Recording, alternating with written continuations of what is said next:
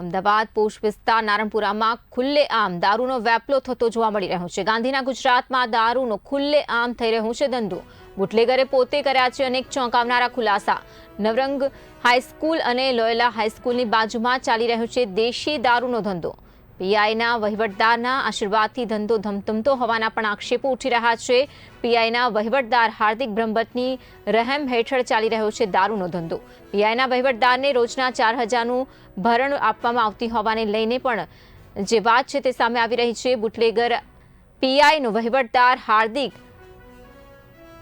જે દારૂ પૂરો પાડતો હોવાની પણ સનસનીખેજ વિગતો અને આરોપો સાથેની આ માહિતી સામે આવી રહી છે। બુટલેગર હું તો વર્ષોથી દારૂનો ધંધો કરું છું તેવું પણ કહી રહ્યો છે, પણ આવો વહીવટદાર નથી મળ્યો તેમ પણ બાબત જણાવી રહ્યો છે બુટલેગર। પીઆઈના વહીવટદાર હાર્દિક બારોટના ત્રાસથી બુટલેગર પરેશાન હોવાની પણ વાત રજૂ કરવામાં આવી રહી છે।